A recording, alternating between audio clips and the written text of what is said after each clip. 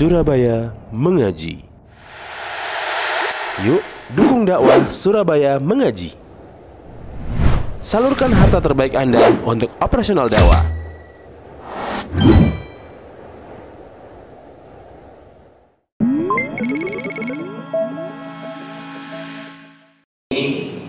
Menggugurkan dosa-dosa kita semua. Amin ya rabbal alamin. Insyaallah pada kesempatan yang baik ini dan selanjutnya insyaallah kita akan membahas kitab Al-Aqidah At-Tahawiyah. Kitab Al-Aqidah At-Tahawiyah karya Al-Imam Abu Ja'far At-Tahawi, masuk kitab yang mutajawil, kitab yang beredar di negeri-negeri Islam, dan bisa dikatakan bahwa kitab Al-Aqidah At-Tahawiyah merupakan ensiklopedia akidah Islam secara umum, secara global, termaktub dalam kitab ini. Pengarangnya Imam At-Tahawi. Beliau lahir pada tahun 238 Hijriah. 238 Hijriah. Dan beliau wafat pada tahun 321 Hijriah. Kalau Masehi kurang lebih lahir pada tahun 852 Masehi, dan beliau wafat tahun 933 Masehi. Beliau adalah Abu Ja'far, kunyanya Abu Ja'far Ahmad bin Muhammad bin Salama Al-Azdi At-Tahawi. Beliau faqihun, seorang faqih, seorang yang pemahamannya dalam. Faqihun intahat ilaihi riyasatul Hanafiyah di Misr. Beliau adalah seorang faqih yang termasuk memegang tampuk kepemimpinan madhab Hanafiyah di negeri Mesir kala itu. Ya, jadi dalam masalah madhab Hanafi, beliau ini pakar dari sisi fikih ya. Adapun dari segi akidah ya, beliau seperti keumuman ulama-ulama yang lain, yaitu akidah Ahlus Sunnah wal Jamaah. Meskipun ada dari kitab ini, kitab Aqidah Tahawiyah ini, ada yang ditaklid oleh para ulama, dikomentari oleh para ulama. Nanti kita jelaskan. Wulida wa nasya'a fi qarya Taha. Beliau lahir dan tumbuh berkembang di kota atau di desa, di kampung namanya Taha di Mesir. Maka kepada desa atau kampung ini beliau dinisbatkan kepadanya. Makanya Aqidah At-Tahawiyah. Pengarangnya Imam At-Tahawi, dari kampung namanya apa tadi? Wa tafaqqaha ala madhhab Syafi'i. Dulu beliau ini madhabnya Syafi'i. Dulu madhab beliau Syafi'i. Sekarang madhab Syafi'i tersebar di Asia Tenggara, Indonesia, Malaysia, Brunei, Thailand, Patani dan sekitarnya. Yaman di antara, atau Mesir juga ada Syafi'i. Dulu beliau ini Syafi'i. Tsumma tahawwala Hanafiyah. Terus beliau itu berubah menjadi bermadhab Hanafi. Hanafi itu kalau sekarang India, Pakistan, Bangladesh, terus negara-negara Transoceania, Uzbekistan, terus Tajikistan, Asia Tengah ya, atau Asia Selatan, India, Bangladesh, Pakistan, dan sekitarnya itu sekarang mazhabnya mazhab apa? Min asyari kutubihi al-aqidah at-Tahawiyah. Dan kitab Imam At-Tahawi Abu Ja'far ini yang paling fenomenal, yang paling legendaris, ya kitab yang ada di tangan panjenengan. Sudah ada bawah. Ya, saya ada tapi harus ada, saya juga punya itu ya. Bisa nanti kalau sudah selesai aja ya. Jadi harus nyari-nyari lagi. Kira-kira dengan bisa di-share ke teman-teman. Tapi kalau bisa tetap harus beli apa? Belum beli bukunya mesti aja. Kan murah ya?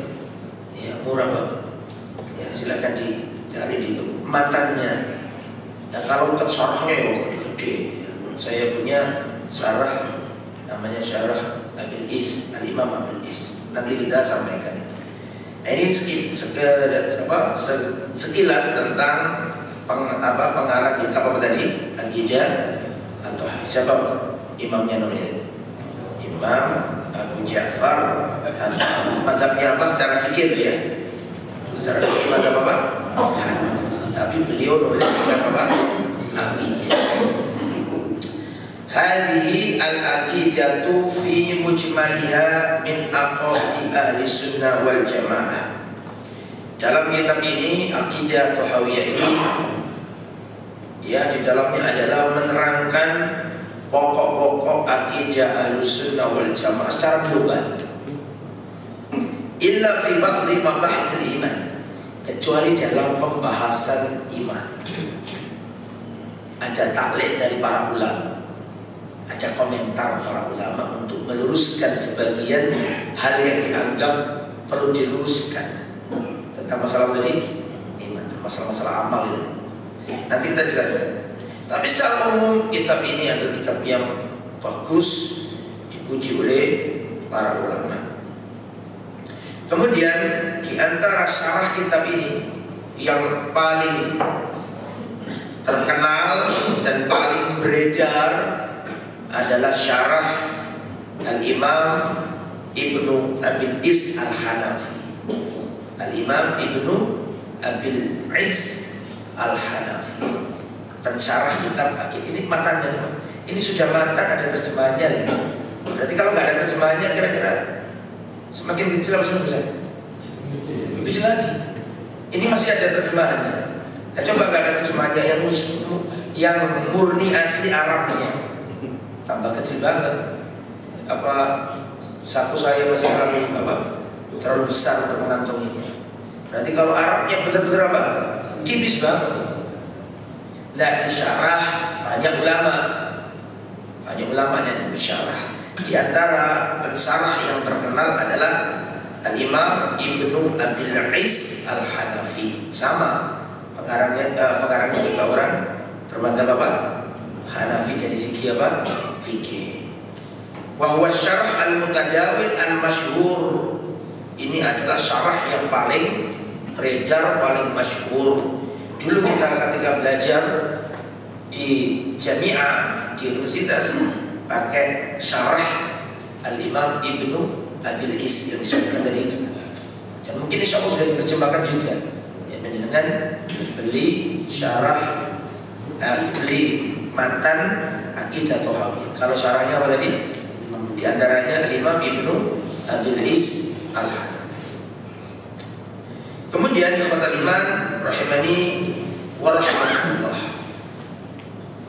Di antara keutamaan syarah atau di antara hal yang menarik dari syarah Ibnu Abil Is Al-Hanafi, itu syarah ini seringkali mencantumkan banyak pendapat dan ucapannya Syekhul Islam Ibnu Taimiyah dan juga Al-Imam Ibnu Qayyim Al-Jauziyah, muridnya Ibnu Taimiyah rahimahullah.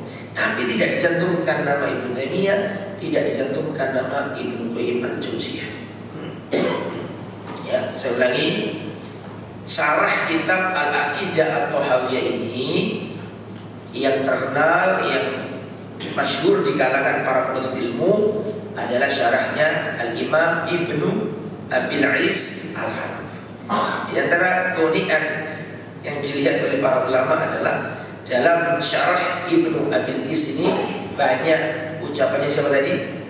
Ibnu Taimiyah, Ibnu Qayyim, tapi nggak dicantumkan. Imam Ibnu Abil Is jangan dikira orang sekarang ya orang dulu juga, ya orang dulu. Ini seringkali mencantumkan tulisan atau ucapannya Ibnu Taimiyah dan Ibnu Qayyim rahimahullah, tapi nggak disebutkan. Apakah itu berarti beliau ini plagiasi kalau sekarang ya? Plagiat? Jawabannya tidak. Kenapa beliau kok memilih jalan itu? Padahal para ulama biasanya kan qala al-imam fulan rahimahullah kata kan gitu. Imam ini mengatakan begini. Beliau enggak dicantumkan nama Ibnu Taimiyah. Enggak dicantumkan nama Ibnu Qayyim. Wa nahnu nuhsinu dzan, kita berprasangka baik. Kenapa? Karena penulisnya ini imam dari kalangan mazhab apa tadi? Hanafi. Nah, Hanafi ini kebanyakan ya nggak cocok sama siapa? Imam Ibnu Taimiyah dan Imam siapa? Ibnu Qayyim Al-Jauziyah. Sehingga Imam Ibnu Abil Is Al-Hanafi ini mengambil informasi-informasi penting dari Syekhul Islam Ibnu Taimiyah dan Syekhul Islam Ibnu Qayyim Al-Jauziyah tanpa menyebutkan apa? Nama, agar mudah diterima, agar ilmunya ini sampai meskipun orang nggak tahu siapa ucapan pengucap aslinya. Karena khawatir kalau disebutkan qala Ibnu Taimiyah langsung sama Ahnaf, orang Hanafiyun, bisa dipahami saya. Tapi kita di sini menggaji matanya saja, ya biar berproses, nggak langsung syarah, biar sampai nggak kaget ya. Nah, insya Allah kita akan mulai belajar sekarang. Ya. Bismillahirrahmanirrahim. Kita baca. Ya. Dan pada pertemuan datang saya usahakan panjenengan sudah ada kitab ini. Terserah cetakan mana, yang penting kitab kecil ini loh. Nah, kita pelajari bersama-sama. Baik.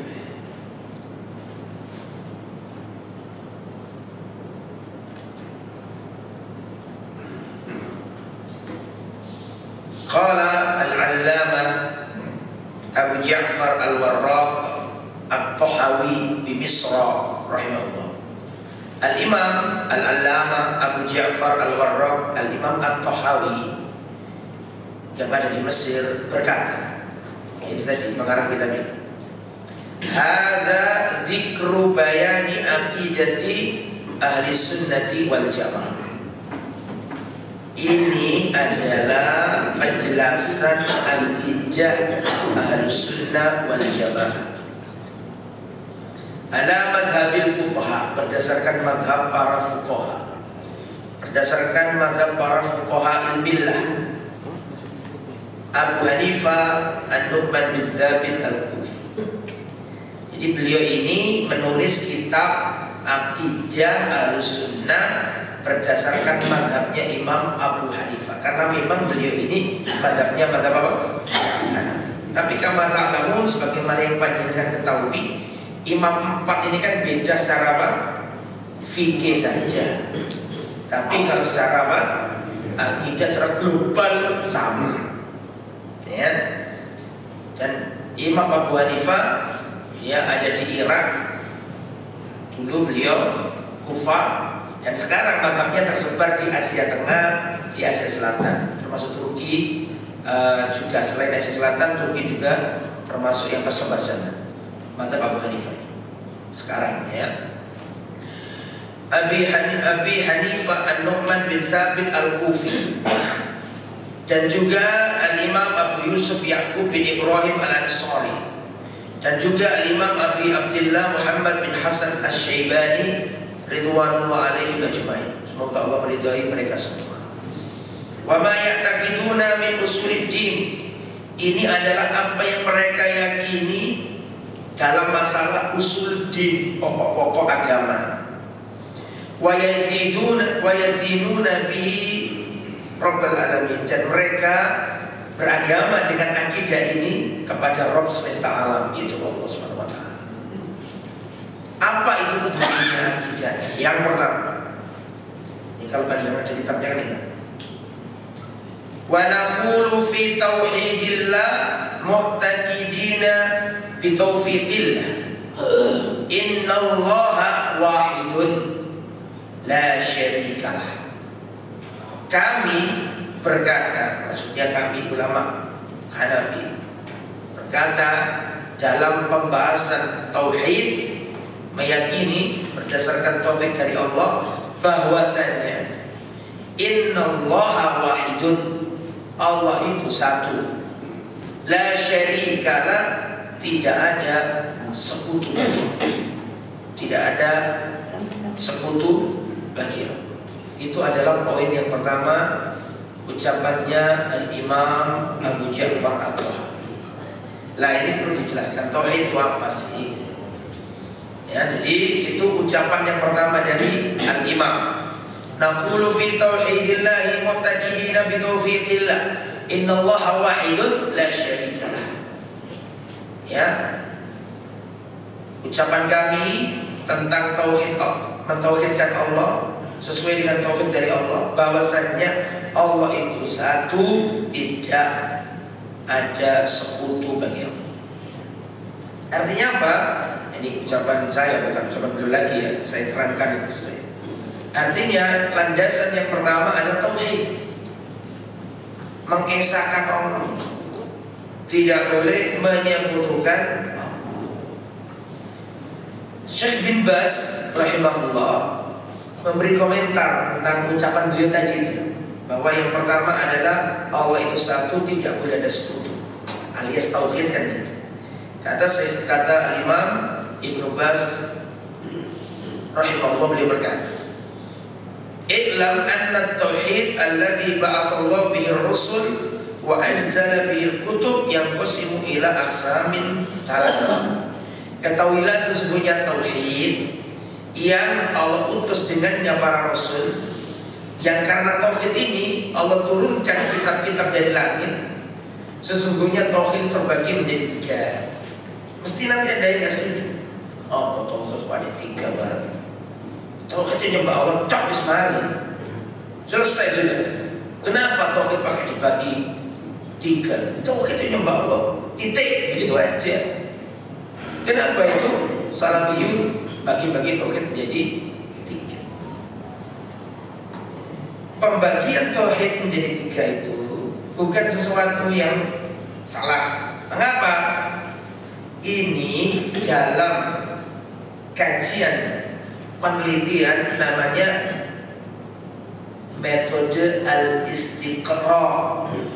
Metode al-istiqra itu apa, Ustaz? Ini penting ya, karena dengan pasti akan ditanya. Apa ngaji-ngaji kok salah bagi-bagi rububiyah, uluhiyah. Ini trilogi tauhidnya Wahabiyah dia bisa lagi. Saya ulangi nih. Pembagian-pembagian dalam agama itu banyak yang tidak ada dalilnya, tapi diraih oleh para ulama dengan jalan al-istiqra. Apa sih al-istiqra itu, Ustaz? Istiqra adalah para ulama melihat nas-nas yang ada, bisa dipahami ya? Al-Quran, Sunnah diteliti, disimpulkan bahwa ada tiga. Dan ini tidak hanya dalam pembahasan apa? Tauhid.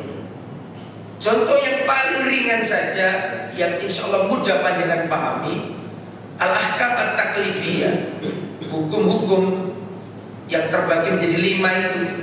Hukumnya wajib, sunnah, haram, makruh, mubah. Mana ada dalilnya? Jangan ketemu. Mana ada Al-Quran mengatakan, wahai orang-orang yang beriman, hukum itu ada berapa? 5. Wajib, sunnah, haram, makruh, mubah. Mana Rasulullah mengatakan bahwa hukum taklifi ada 5? Jangan ketemu. Tapi apakah salah? Saya mau tanya, salah enggak pembagian ini? Ini wajib, ini sunnah, ini haram, ini mubah, ini makruh, haram. Pembagian kayak gini boleh mana? Tolong dijawab. Boleh. Ada dalilnya dari Al-Quran? Tidak ada. Secara teks kayak gini tidak ada. Dari hadis juga ada juga. Bahkan di zaman Nabi, perhatikan saya, di zaman Nabi pembagian kayak gini belum ada. Pembagian secara nama belum ada. Meskipun secara substansi sudah ada, secara esensi sudah ada. Karena para ulama itu melihat Pak, nas-nasar itu, ini Rasulullah memerintahkan, Rasulullah memerintahkan dan mengancam orang yang meninggalkannya, langsung dikategorisasi oleh para ulama. Berarti apa ini? Tolong dijawab. Ini Rasulullah memerintahkannya, Rasulullah mengamalkannya, dan Rasulullah SAW mencantumkan ancaman bagi orang yang meninggalkannya. Kategori apa ini? Rasulullah memerintahkan, tapi kadang-kadang Rasul ternyata tidak melakukan. Berarti apa ini? Sunnah. Rasulullah menyebutkan ini terlarang dan Rasulullah mengancam orang yang melakukannya. Berarti apa? Haram. Rasulullah melarang, tapi kadang-kadang ternyata dalam suatu perkara Rasulullah juga melakukan. Oh, berarti ini nggak sampai apa? Haram, tapi apa? Makruh. Oh, ini kalau Rasulullah melakukannya berarti mubah.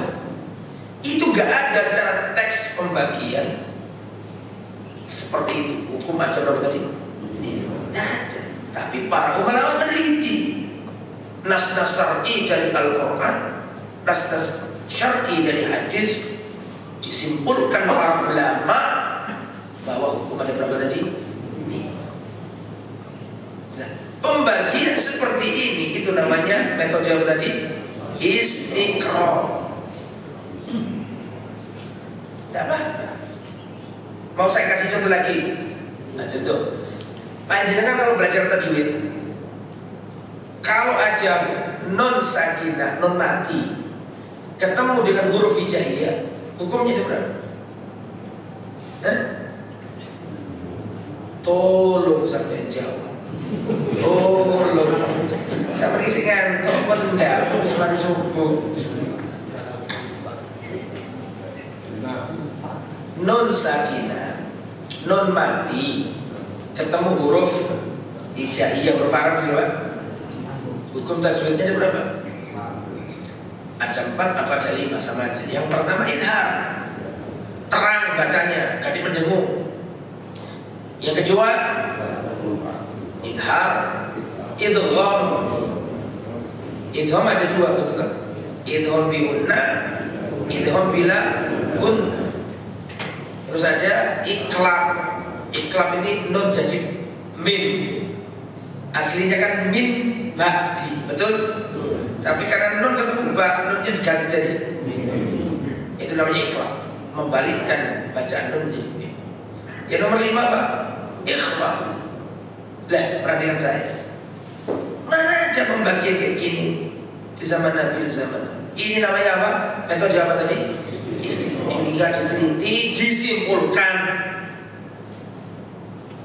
Contoh lagi nih. Contoh lagi, kalau ini dipermasalahkan praktek KB Islam ini, karena metode seperti ini tuh sudah dipakai sejak zaman dahulu. Contoh lagi, pernah nggak Nabi ngomong ini? Sholat rawatib ada 2, muakkad dan ghairu muakkad. Pernah Nabi ngomong ini? Jangan. Terus kok muncul ini muakkad, ini ghairu muakkad, ini dari mana? Para ulama meneliti dengan metode apa tadi? Istiqra. Nas-nas syar'i dilihat, fi'liyahnya Nabi dilihat. Oh, ini Nabi sebelum sholat duha selalu melakukannya, tidak pernah meninggalkannya. Oh, ini berarti muakkad. Bisa dipahami ya? Mafhum insyaallah. Setelah maghrib, sebelum maghrib, kok terkadang Rasulullah melakukan, kadang tidak, berarti berubah. Itu berdasarkan penelitian para ulama, namanya tadi metode al-istiqra. Dari nas yang banyak disimpulkan. Sehingga perhatikan, metode istiqra ini tidak membuat sesuatu yang baru, tidak, tapi mengungkap sesuatu yang sudah ada. Bingung kan? Istiqra ini tidak membuat sesuatu yang baru, tidak, tapi mengungkap dan menyederhanakan sesuatu yang sudah ada. Bisa dipahami kira-kira? Ya itu loh, sehingga metode ini namanya metode istiqra. Sehingga ini sudah ma'mul, mustakmal indal ulama. Sudah dipakai para ulama. Kalau pembagian kayak gini ini mau dibatalkan dengan alasan tidak ada dalil, pakai tunggale. Bisa dibahas dulu lagi. Banyak tunggale. Metode istiqra.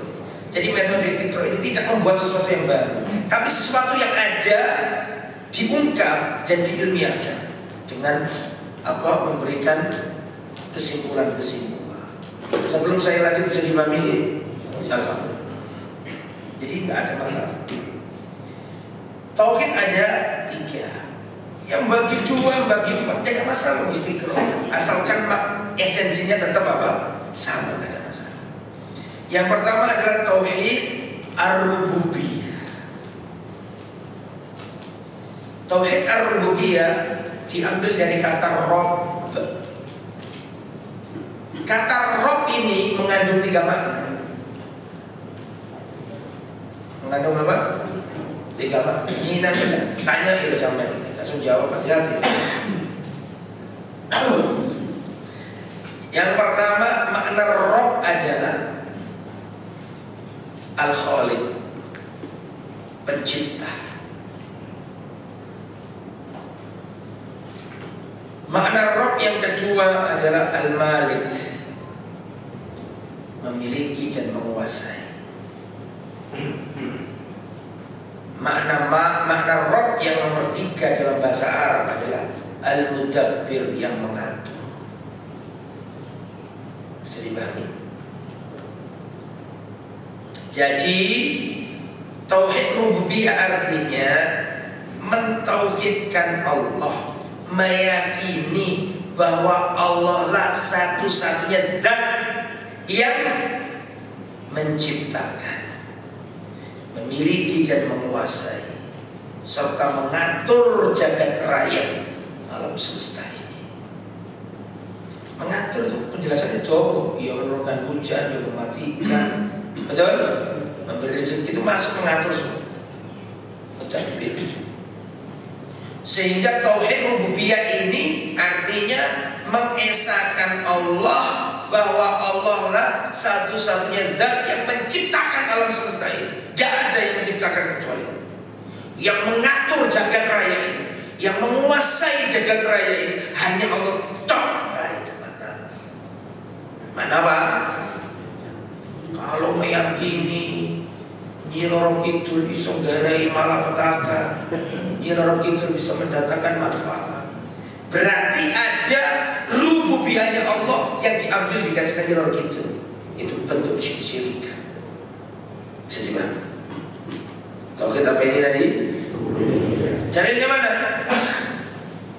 Ya sampai disapa kabeh. Alhamdulillahi Rabbil alamin. Segala puji bagi Allah, Rabb semesta alam ini.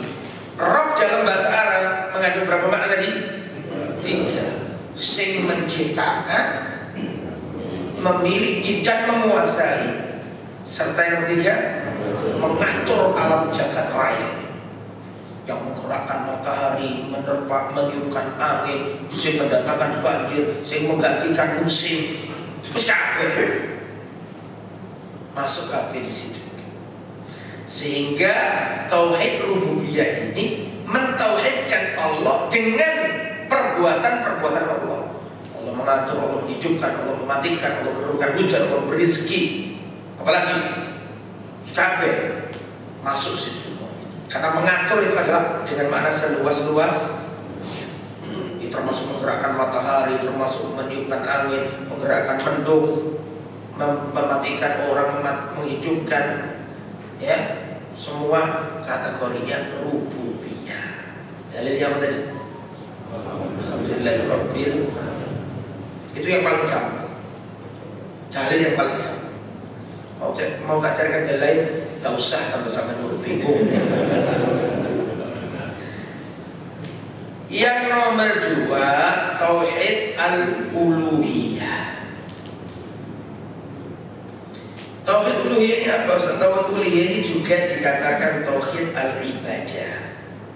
Bisa disebut tauhid uluhiyah, bisa disebut tauhid al-ibadah. Maksudnya apa itu Ustaz? Tauhid al-uluhiyah adalah mengesahkan Allah, bahwa Allah ini satu-satunya zat yang berhak disembah. Mentauhidkan Allah, mengesahkan Allah, bahwa Allah ini satu-satunya zat yang berhak disembah. Selain Allah tidak boleh dan memang tidak berhak disembah. Berarti nomor loro ini tidak beribadah kecuali kepada Allah, tidak minta kecuali kepada Allah, tidak berdoa kecuali kepada Allah, tidak bertawakal kecuali kepada Allah, tidak mohon pertolongan kecuali kepada Allah, tidak bertobat kecuali kepada Allah. Tawakal, istighosah, berdoa, ibadah hanya kepada Allah.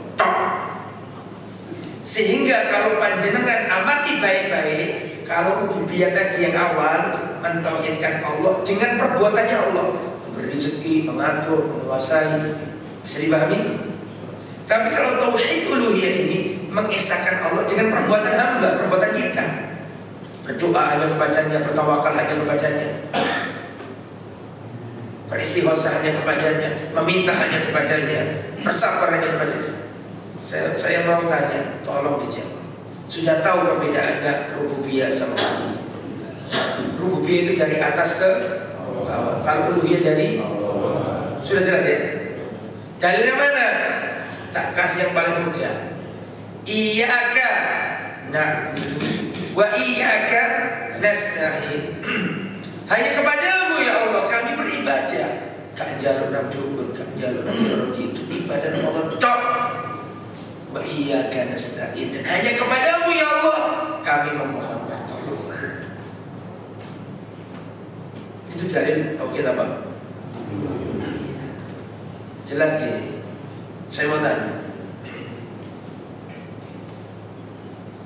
yang pelajaran yang sering sampeyan pahami atau yang sering panjenengan dapatkan dari ustaz-ustaz kafir jahiliyah itu punya tauhid rububiyah. Nah, dalil yang sering dipakai adalah, perhatikan, la in sa'altahum man khalaqas samawati wal ardh.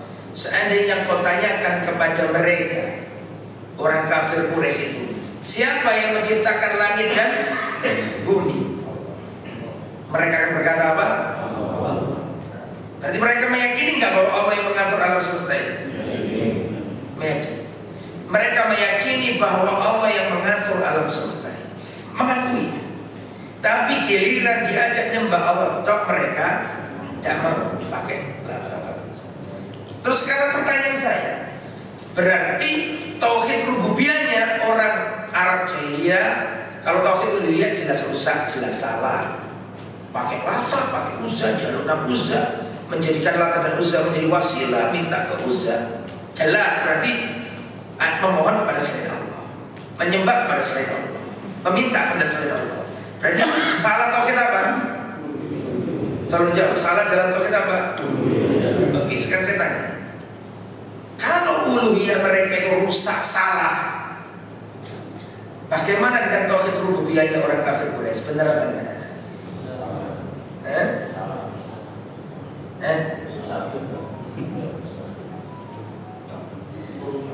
Orang tauhid rububiyah dan orang kafir Quraisy tadi kan saya tanya panjenengan di punya tauhid rububiyah enggak?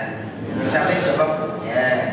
Dalilnya kan jelas dalam Al-Quran. Ketika kau tanyakan kepada mereka Muhammad, siapa yang menciptakan langit dan bumi? Niscaya mereka Abu Jahal, Abu Lahab, kabeh ngomong, si menciptakan alam semesta ini Gak mungkin mereka mengatakan yang menciptakan alam semesta ini Lata. Gak mungkin. Mereka tahu.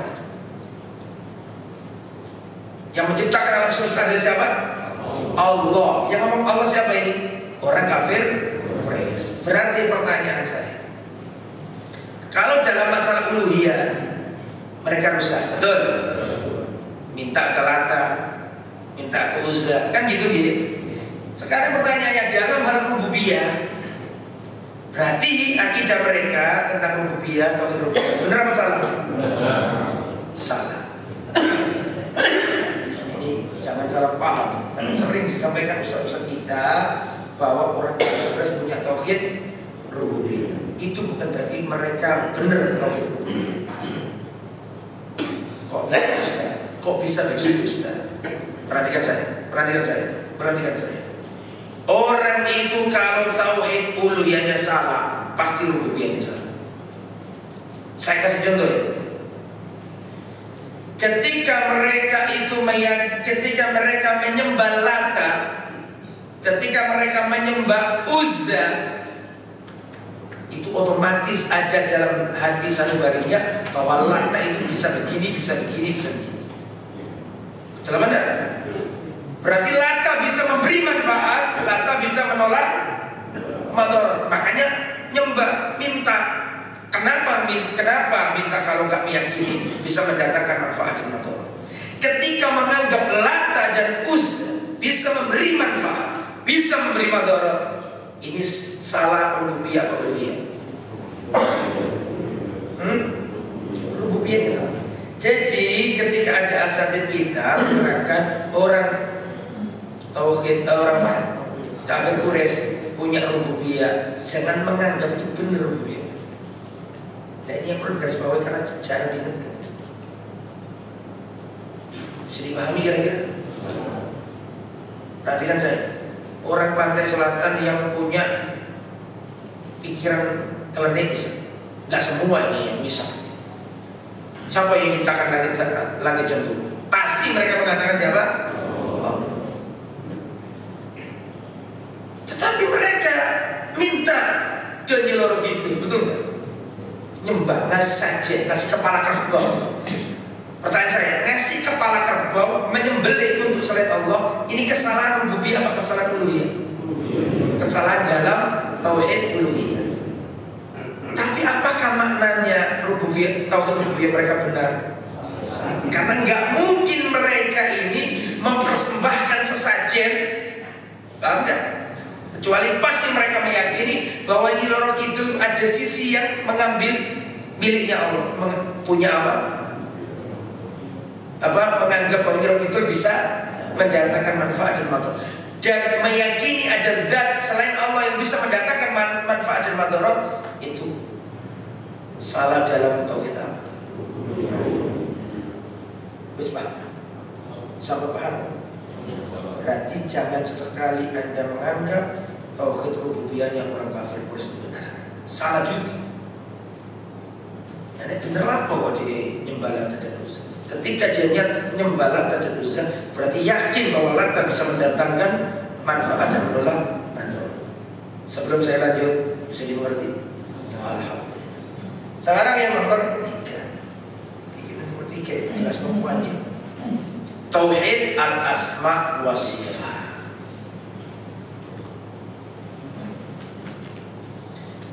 Tauhid asma wa sifat itu apa, Ustaz? Mengimani, meyakini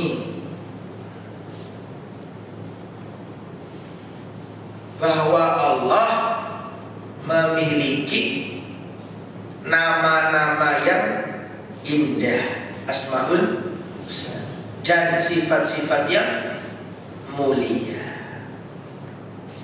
Si orang kelanjutannya sampai tulis? Ya. Oke.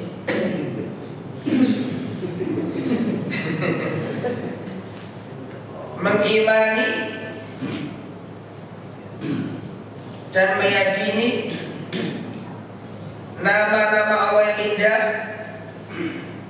dan sifat-sifat Allah yang mulia berdasarkan Alkitab dan berdasarkan as-sunnah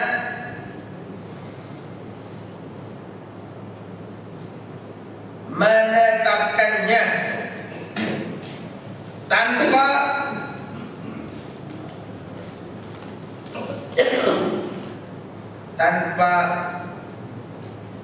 mentahrifnya.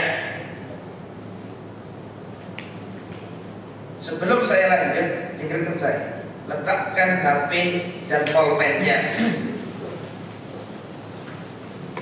Jadi masih ada kelanjutannya, tahrif dan taktil, tasbih, masih ada kelanjutannya. Tapi cukup di situ dulu biar tidak bingung, saya jelaskan. Tauhid asma wa sifat adalah menetapkan bahwa Allah memiliki apa? Nama-nama yang indah, sifat-sifat yang utama, yang mulia.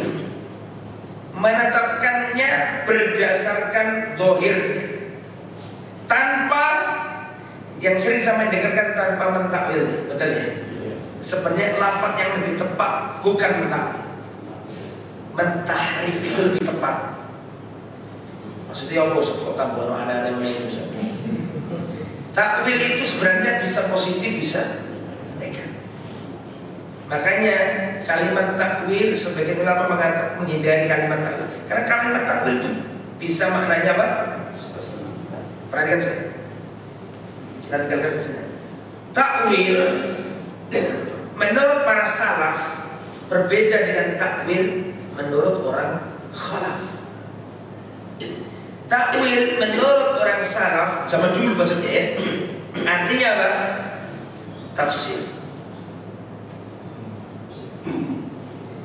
Makanya di antara doanya Rasulullah kepada Ibnu Abbas. Jadi ceritanya begini, Abdullah bin Abbas itu nginep di rumah Nabi. Nabi malam-malam sholat. Ketika Nabi di kamar kecil, itu Abdullah bin Abbas genah no, nepak no, beresin wudunya Nabi supaya Nabi tinggal wudu. Bisa dipahami ya? Masih beda kecil.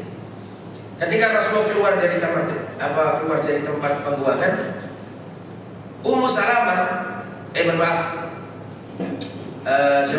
Maimunah, istrinya Nabi, tantenya Abdullah bin Abbas yang hidup di rumahnya itu.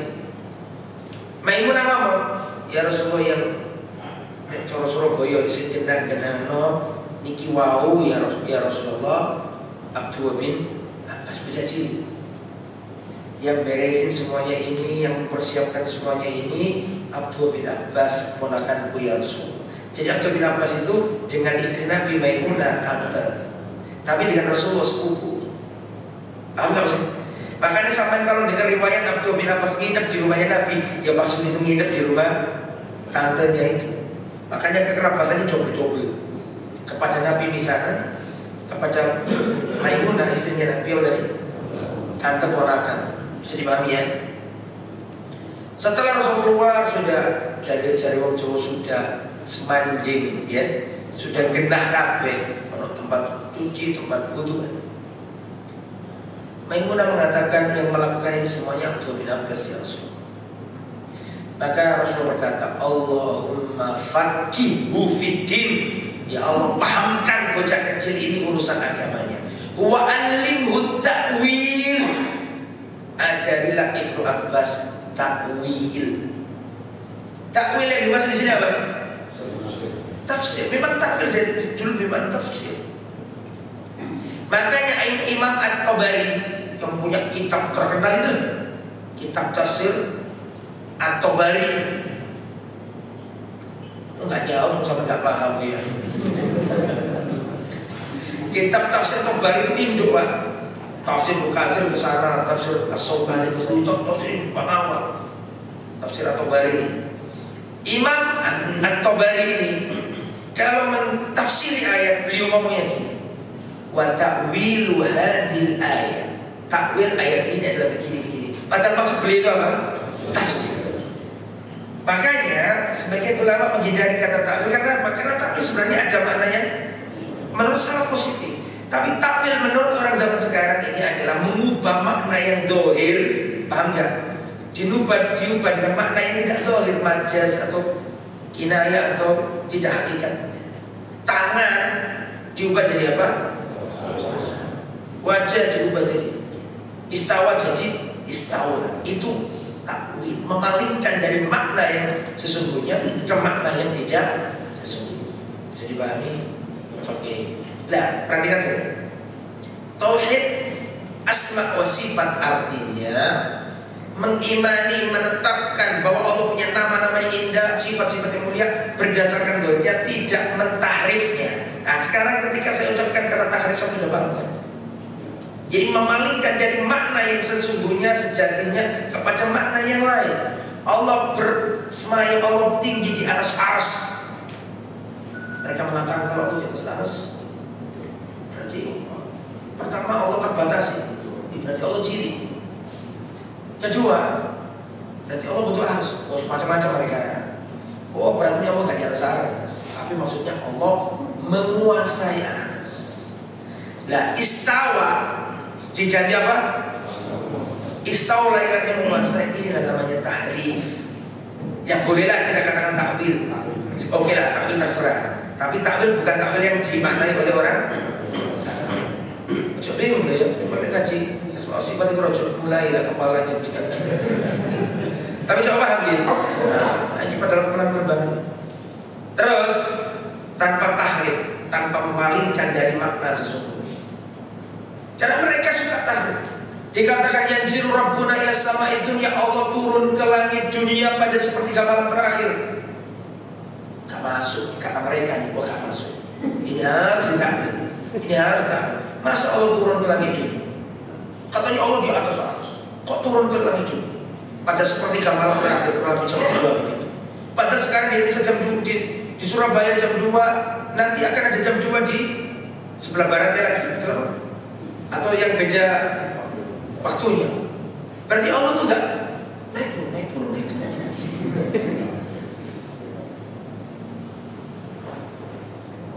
Mereka gak cocok. Berarti maksudnya tuh bukan begini. Paham ya? Perhatikan saya. Mereka itu gak mungkin mentakwil, mentahrif kecuali sebelumnya telah membagaimanakan Allah. Berbeda dengan kita ini Allah turun ke langit dunia sami'na wa ata'na nggih. Sudah, gak usah divisualisasikan, gak usah digambarkan. Dikasih jiwara Allah itu turun ke langit dunia padahal ada teksnya, gak percaya. Allah gak percaya. Harus tahu biar maknanya benar. Gak ngandel, gak percaya padahal Allah ngomong Allah turun ke langit dunia, gak percaya. Tapi orang wali sok ngayam loh di Mekah. Percaya. Bayangkan melipat waktu dan zaman. Nek menungso dipercayai. Ini Allah. Padahal Allah itu ya falumairi. Maka jangan kau persepsikan Allah itu seperti kita. Kalau kita sesuai dengan ketinggian Allah, semua itu dengan kemuliaan Allah. Karena kalau kita persepsikan Allah dengan kita, pasti akan mentakwil. Lu mosok Allah punya tangan. Ya Allah punya tangan. Oh, coba kalau kita. Berarti Allah gak punya tangan. Maksudnya itu Allah punya kekuasaan. Perhatikan saya. Gak mungkin kamu mentakwil, atau yang lebih tepatnya tadi, mentahrif tangan menjadi kekuasaan, kecuali sebelumnya sudah kamu serupakan. Sampai mana saya? Gak mungkin kamu itu bersusah payah mentahrif kecuali sebelumnya masuk di kepalamu tasbih, penyerupaan. Bisa dipahami? Maka setiap orang yang mentakwil sejatinya dia itu mentasbih. Karena nggak mungkin takwil kecuali sebelumnya dijauhi oleh tasbih, penyerupaan. Kita harus sudah Allah punya tangan, yakin Allah punya tangan, dan kesamaan nama tidak melazimkan kesamaan. Jadi sudah pulang balik sampai orang sampai. Ya harus ngilih, harus bingung, harus pulang balik sampai. Ya, kesamaan nama tidak melazimkan kesamaan. Saya kasih dalil bahwa kesamaan nama itu tidak melazimkan kesamaan apa? Hakikat. Wa kana Allahu sami'an basira. Allah itu sami'an, Allah itu basira. Sami'an melihat, basira keliru. Sami'an mendengar, basira. Jadi dalam ayat ini surat apa sih? Maka Allahu Sami'an basira. Allah itu Sami'an mendengar, Allah itu basira melihat. Allah menamai dirinya Sami'an, Allah menamai dirinya basira. Sepakat? Oke, sekarang lihat surat Al-Insan ayat yang kedua paling utama, yang kedua ya. Allah Ta'ala inna khalaqnal insana min nutfatin amsyajin nabtalihi faja'alnahu sami'an basira. Kami ciptakan manusia itu dari nutfah. Kata Allah nih ya, kami ciptakan manusia dari apa? Nutfah, air mani. Terus di akhir ayat, dan kami jadikan manusia sami'an basira. Waja'alnahu sami'an basira. Allah menamai dirinya sami'an basira di ayat yang lain. Tapi di ayat surat Al-Insan ayat berapa tadi? 2, Allah menamai manusia, mensifati manusia dengan apa? Sami'an basira. Apakah Anda mengatakan Allah mentasbih dirinya dengan makhluk? Tentu tidak. Tentu kita katakan nama Allah sesuai dengan kemuliaannya berbeda dengan nama manusia, meskipun sama-sama Sami, sama-sama basir, sama dengan tangan. Oh, manusia punya tangan? Iya, Allah punya tangan. Manusia punya tangan. Allah punya tangan? Iya, Allah punya tangan. Berarti sama dong? Enggak. Paham? Kesamaan nama tidak melazimkan kesamaan sifat. Ahlus sunnah dari awal memang nggak mau mentasbih, cuma menetapkan Allah punya tangan, iya, menetapkan iya, tapi menyerupakan tidak. Bisa dipahami? Nah mereka ini berkata, ya Allah punya tangan, bodoh dong dengan makhluk. Supaya gak bodoh, dia apakan? Ditahrif. Pentahrifanmu itu terjadi karena dimulai dari pentasbihanmu. Mafhum? Bisa dipahami? Alhamdulillah.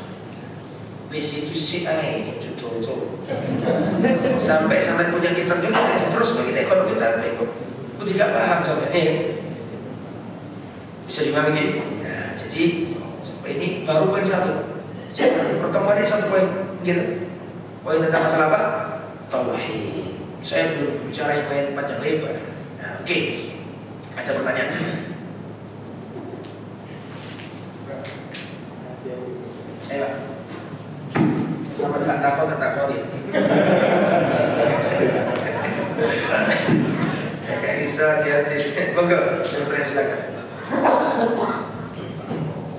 Pertanyaan cuma sedikit aja Ustaz.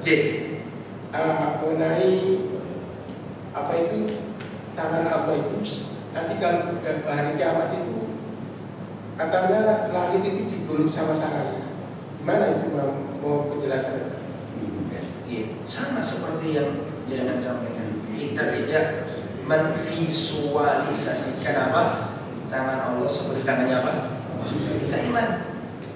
Nah, makanya ini masih ada kelanjutan. Pertanyaan bagus. Ada penjelasan yang belum sampaikan. Kita wajib mengimani nama dan sifat Allah apa adanya secara zahirnya, satu tanpa tahrif. Tahrif tadi sudah saya jelaskan. Coba ngomong apa? Paham kan? Sudah selesai ya. Yang kedua tanpa tasbih. Tasbih itu apa? Menyerupakan. Nomor 3 tanpa takyif. Membagaimanakan. Allah di atas piye? Oh di atas. Nah, coba ngomong. Seperti pandangan tadi mentakyif. Begitu bagaimana nanti Allah menggulung? Nah itu pertanyaannya. Ahlus sunnah mengimani abadnya. Tanpa mentakyif, memvisualisasikan, membagaimanakan. Allah turun ke langit dunia. Kalau Allah turun ke langit dunia berarti jam 2 begini. Balik nanti di waktu yang lain di sebelah baratnya jam 2 turun. Masya Allah ini namanya takyif. Apa orang mikir-mikir? Apa orang mikir-mikir lampau? Allah cuma ngomong aku turun ke langit. Allah Subhanahu wa taala yaf'alu ma yasha. Ketika kamu katakan tak mungkin, nah kamu samakan turunmu dengan turunnya Allah. Turunnya Allah itu berdasarkan hikmahnya, kemuliaannya. Waduh, kan Allah Subhanahu wa taala mengatakan, hamba-hambaku ini, kata Allah Subhanahu wa taala, jika sholat Allahu Akbar, jika mengatakan alhamdulillahi rabbil alamin, Allah berkata, majjadani rabb abdi, hambaku telah menyanjungku. Saya mau tanya, ada nggak waktu di muka bumi ini yang terlepas dari orang sholat? Masya Allah kok, majjadani rabbi. Paham nggak maksudnya? Itu dipikir, inna Allah sari'ul hisab, Allah itu cepat hisabnya. Bayangkan menghisab orang sampai Nabi Adam alaihissalam, paham saya? Sampai hari kiamat itu piantri. Mau Allah mesiji, Allah galur. Makanya jangan dibagi-bagikan. Sifatnya Allah beda dengan sifatnya apa? Manusia. Allah melakukan apa yang tidak bisa kita lakukan. Gitu. Oke, terus selanjutnya nomor berapa? Tanpa mentahrif sudah, tanpa apa tadi yang tasbih sudah saya jelaskan. Tanpa mentahrif. Terus tanpa mentaktil meniadakan seperti jamin, menolak, tidak mau, menolak, tidak, saya tidak mau, tidak ada. Ada yang menerima tapi ditakwil, paham ya? Tapi ada yang langsung dari awal sudah tidak ada. Yang nomor 5 sekarang, tanpa mentafwid. Tafwid itu menyerahkan. Menyerahkan ini ada 2, butuh konsentrasi. Saya ulangi ya, butuh konsentrasi. Aku harus perhatikan. Berarti itu serius ya, itu sama pahami. Tafwid itu ada 2.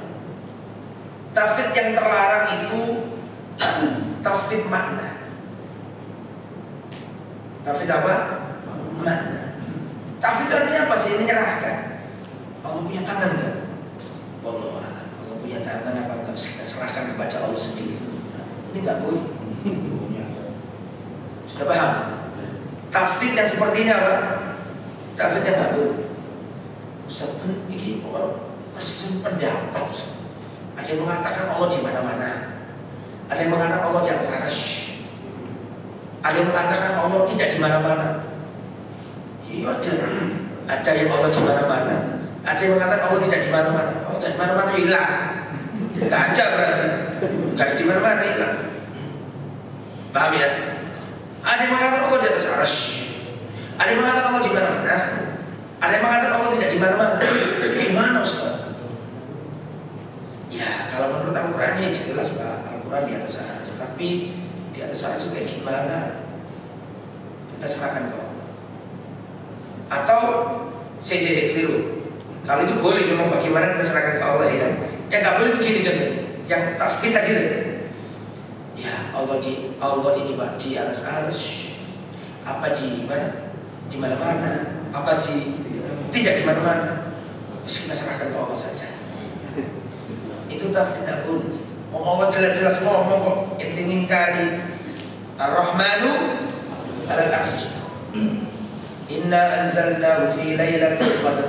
Sesungguhnya kami turunkan Al-Quran pada malam Lailatul Qadar. Saya mau tanya, kamu dijawab. Yang namanya turunkan itu dari bawah ke atas pada dari bawah. Contohnya apa lagi? Rasulullah SAW di Isra Mi'rajkan. Isra Mi'raj kemana Isra Mi'raj? Ke dalam bumi kan? Dan ke atas langit. Betul tak? Itu menunjukkan Allah di atas. Dalil nakli banyak, dalil fitrah juga banyak. Panjangan kalau sujud subhana rabbiyal maha suci Allah yang maha tinggi itu gimana sih?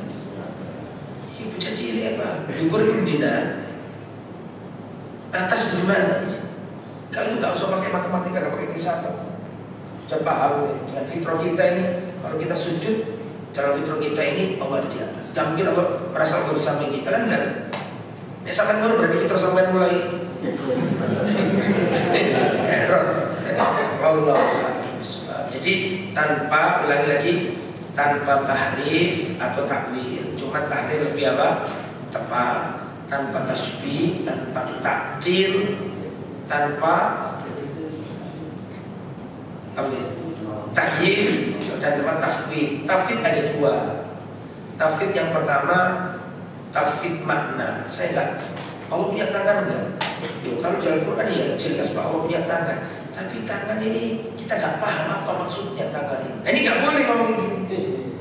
Tangan bahasa Arab paham kok. Cuman bagaimananya itu yang baru kita serahkan. Jadi tafwid ada yang boleh, ada yang nggak boleh. Tafwid yang boleh itu menyerahkan. Tafwid yang boleh adalah menyerahkan apa? Bagaimana namanya Allah?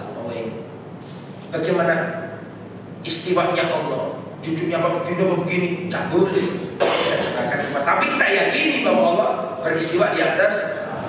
Jadi yang boleh itu mentafwid, menyerahkan bagaimananya, bukan mentafwid maknanya tadi itu. Bisa dipahami? Saya nggak tahu mana istawa ini. Istawa apa istawa? Saya nggak paham. Gimana nggak paham? Orang Arab sudah paham. Istawa benar ala wartafa. Bisa dipahami? Lihat orang Arab paham. Lihat. Cuma hakikatnya Allah yang tahu. Wallahu a'lam bishawab. Begitu Pak ya. Cukup diimani, nggak usah ditakwil, nggak usah ditakyif. Monggo, kalau ada pertanyaan lagi, silakan. Mengenai tauhid asma wa sifat itu, apakah boleh kita membatasi? Apakah boleh kita membatasi sifat Allah itu hanya 20 saja berdasarkan ini sifat yang wajib saja? Terima kasih.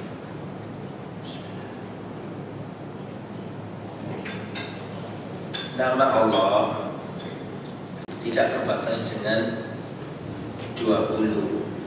Nama Allah tidak terbatas dengan 99. Ya, kan ada hadis yang mengatakan yang engkau simpan pada dirimu sendiri ya Allah. Jadi pembatasan 20 enggak. Jadi intinya adalah sebagaimana surat Al-A'raf ayat 180. Walillahil asmaul husna fad'uhu biha. Allah memiliki nama-nama yang indah, maka mintalah kepada Allah, berdoalah kepada Allah, serulah Allah dengan nama-nama indah tersebut. Pembatasan 20 tidak warid dari salaf. Pembatasan sifat Allah menjadi berapa? 20 tidaklah ada dari kalangan para salaf. Termasuk mengenai innalillahi isman wa innalillahi tis'an wa tis'ina isman. Allah memiliki 99 nama. Barang siapa yang menghafalkannya dan menjalankan konsekuensinya, maka dia masuk surga. Itu bukan pembatasan, karena ada dalil yang lain yang menunjukkan bahwa Allah punya nama-nama selain 99, ya istatsarta bihi min ilmika, yang kau simpan dalam ilmumu ya Allah. Makanya Nabi kan berdoa, Allahumma inni as'aluka bi kulli ismin huwa laka. Ya Allah, aku mohon padamu dengan semua nama yang kau miliki, yang kau ajarkan kepada makhlukmu, atau yang kau simpan untuk dirimu. Dan kata-kata yang kau simpan untuk dirimu ini menunjukkan bahwa enggak hanya terbatas 99. Lalu bagaimana menunjukkan hadis itu? Hadisnya tadi itu, sungguhnya Allah memiliki 99 nama, barang siapa menghafalkannya, memahami konsekuensinya, dia masuk surga. Itu seperti Ustaz ngomong, ayo Pak, saya punya 5 buku, saya bisa jawab, saya kasih aja. Bukan berarti nggak ada yang ayo Pak, saya punya apa? 5 buku nih. Saya bisa 5 buku, 5 di sini. Saya punya 5 buku nih. Ayo, siapa yang bisa jawab, boleh catat hadiah. Bukan berarti nggak ada yang lain di rumah, masih ada. Karena ada kata-kata yang kau simpan untuk diri, atau yang kau ajarkan ke salah seorang di antara hamba. Sehingga para ulama mengatakan bahwa nama Allah tidak terbatas hanya 99. Termasuk sifat Allah tidak terbatas pada apa? 20. Wallahu a'lam. Yang lain monggo. Ya. Silakan, Pak. Ustaz, sebelum Ustaz mengakhiri pertemuan ini, saya mengajak masih tak kurang minta doa dari Ustaz. Semoga ilmu barokah keluarga semua itu. Kita doakan dan kita berdoa sama-sama. Kita berdoa semuanya, meskipun gak sama-sama, tapi kita berdoa semuanya supaya Allah Subhanahu wa taala memperjumpakan kita dengan bulan Ramadan. Para ulama salaf itu kalau sudah 6 bulan menjelang Ramadan selalu berdoa, Allahumma ballighna Ramadan, Allahumma ballighna Ramadan, Allahumma ballighna Ramadan. Itu doa yang sekarang sangat gencar sangat lakukan. Karena di dalam bulan Ramadan itu Pak, ada satu malam yang itu lebih baik. Jangan mengatakan malam Lailatul Qadar itu seperti 1000 bulan. Ini mendolimi Lailatul Qadar. Lailatul Qadar itu tidak sama dengan 1000 bulan. Tapi malam Lailatul Qadar itu lebih baik daripada 1000 bulan. Kan sering dong kita ngomong, dengar ngomong itu Lailatul Qadar itu podo karo, bukan podo karo, lebih baik. Alisa kadzalik Lailatul Qadri khairun. Apa yang khairun? Nah, kita berdoa, doakan diri kita, anak-anak kita, keluarga kita untuk bisa sampai ke Ramadan. Dan di 10 terakhir itu doa yang diajarkan Nabi adalah Allahumma innaka afuwun tuhibbul afwa fa'fu anna. Ya Allah, Engkau itu afuwun, pemaaf. Tuhibbul afwa, mencintai pemaaf. Fa'fu anna, maafkanlah aku. Rasulullah enggak ngajari Aisyah dengan ucapan gini, Aisyah kamu baca begini, Allahumma innaka ghafur tuhibbul maghfirah faghfirli. Meskipun artinya mirip, tapi Nabi kok lebih memilih afu. Ada perbedaan ini, diperhatikan ini. Ada perbedaan antara maghfirah sama afu. Apa bedanya Ustaz? Kalau maghfirah itu diampuni, tapi catatannya masih ada. Catatannya masih belum, filenya masih ada, belum di delete, masih ada. Tapi kalau afu, ya diampuni. Ampun itu jadi afu itu. Ampun. Bukan ada kata. Makanya ampeman itu afu. Allah. Tapi katanya begitu. Nah, afun, dimaafkan. Ya. Kalau di maghfirah sama diampuni juga artinya. Maghfirah itu diampuni, tapi catatannya masih. Tapi kalau afun, fa'fu anni itu diampuni dan didelete hilang kabeh. Itu terjadi di malam Lailatul Qadar. Makanya kita harus, Ustaz gimana caranya Ustaz? Terus gak pakai caranya, ciri-ciri, gak usah pakai ciri-ciri. Pokoknya sampaian Ramadan ini full ibadah, terutama di 10 terakhir malam 21 sampai 30, ibadah sholat malam 3, otomatis sampaian itu ibadah di Lailatul Qadar. Gak usah setiap pagi nginceng segini redup, gak usah tambah bingung apa terus. Pokoknya sampai malam selingkur, terutama ya semua Ramadan, terutama selingkur sampai 30 ibadah sejenak. Bahkan sampai yang sholat isya berjamaah pada malam Lailatul Qadar itu sudah kehitung berdiri ibadah di malam Lailatul Qadar. Apalagi kalau bangun malam baca Quran. Rasulullah kalau seperti malam terakhir dibangunkan semuanya, anak istrinya dibangunkan semua. Kalau sudah sepertiga malam, sepertiga terakhir Ramadan ini, 10 terakhir, itu harus semangat karena di situ khairun min Allah. Nabi mengatakan kita ini umat nahnu al-awwalun al-akhir. Kita ini umat yang paling terakhir. Gitu betul? Umat yang mepet kiamat. Gitu. Dari Adam sampai umatnya Nabi Muhammad, umatnya Nabi itu mepet kiamat. Kata Nabi, kita ini yang paling terakhir, tapi yang pertama masuk surga. Kok bisa? Umatnya Nabi Nuh aja umurnya sampai 900 tahun, betul? Umat Nabi terdahulu sampai 500 tahun.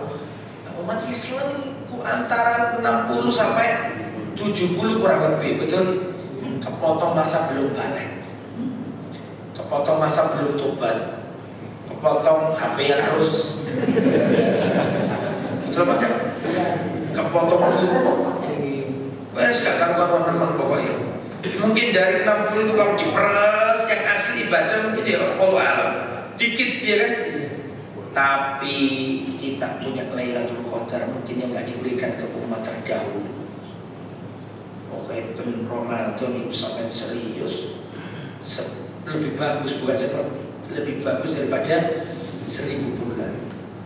1000 bulan itu kalau dikonversi ke tahun kurang lebih 83 tahun. Anggaplah kalau sampai umurnya 70 tapi diperas belum balik, diperas keburuan, diperas ke kamar kecil gak metu-metu.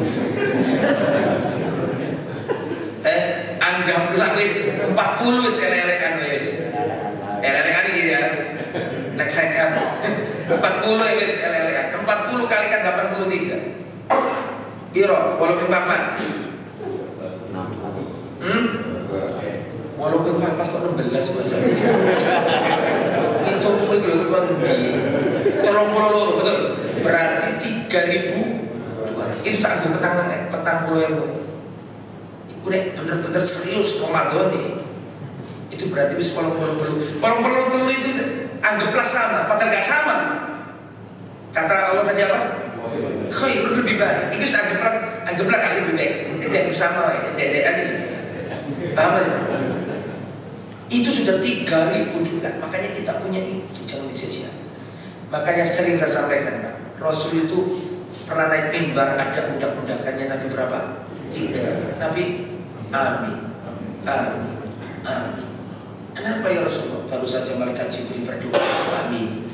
Di antara yang pertama adalah Jibril berkata, Rahima anfu abdin dakhala alaihi Ramadan thumman salaha wa lam yughfar lahu. Celaka, rugi seorang hamba itu kedatangan bulan Ramadan, berjumpa dengan Ramadan, sampai Ramadan pergi tapi dosanya belum diampuni. Celaka. Karena Ramadan itu deterjen, kan? Sengaja Allah kasih untuk menyucikan dosa-dosanya hamba. Dan kalau dongannya tepat pas malam Lailatul Qadar, itu kesalahannya harus dideret putih. Innaka afuwun tuhibbul afwa. Makanya mungkin dulu kurang memahami, sekarang harus Ramadannya beda.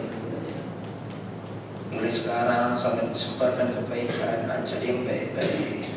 Harus beda dengan Ramadan yang lalu. Ya, kita berdoa kepada Allah, semoga kita semuanya, keluarga kita dan kaum muslimin semuanya diberi keselamatan oleh Allah dunia dan akhirat. Semoga rumah tangga kita diluruskan Allah Subhanahu wa taala. Kalau kita menjumpai rumah tangga kita kok nggak nyaman, kita harus bertobat dulu. Kepala rumah tangga itu dulu yang harus memperbaiki hubungan dengan Allah. Nanti kalau kita kepala rumah tangga itu memperbaiki hubungannya dengan Allah, nanti Allah akan bereskan rumah tangganya. Sampai punya masalah sama istri, saya yakin di sini pasti ada yang punya masalah sama istri. Itu sama terus ngoceh, sama no jadi. Mari itu kok diulangi menengin kasih tutup. Nama istri sama sudah mau sampai jangan dibahas. Meskipun sampai merasa benar, terus sampai jelas tetap apa mesti salah, gak cemberut, pikirannya tertutup. Caranya bagaimana? Bangun malam minta maaf sama Allah. Bangun malam minta maaf sama Allah. Hak yang belum tertunaikan ditunaikan. Insya Allah setelah subuh istrimu langsung jadi baik. Masalahnya itu bukan istri, dirimu. Kalau kita membagusi hubungan sama Allah, kita ingat dosa-dosa kita. Oh iya, mungkin aku ada yang salah. Fudail bin Iyad kalau nggak salah mengatakan, aku pernah berbuat maksiat, maka aku jumpai pengaruh dari maksiat yang aku lakukan itu ada pada kuda tungganganku dan akhlaknya istri. Jadi jeleknya istri itu ada penyebabnya. Penyebabnya salah satunya adalah dosa kita. Ustaz, saya tuh heran sama istri saya, sekarang kok berubah. Mata minta apa tak turuti, HP yang mahal, kendaraan yang bagus, dunia tak lengkap, tapi kok sekarang kok berubah itu saya. Mungkin panjenengan ada kesalahan Pak di luar, Pak. Mungkin pernah chattingan sama akhwat, mungkin pas pernah pacaran di luar, Tapi kan gak ketahuan Ustaz. Lagi ini ketahuan ini. Dikira nekat konangan terus aman. Nah, Allah yang menjadikan hatinya istriku benci sama dia. Karena maksiat.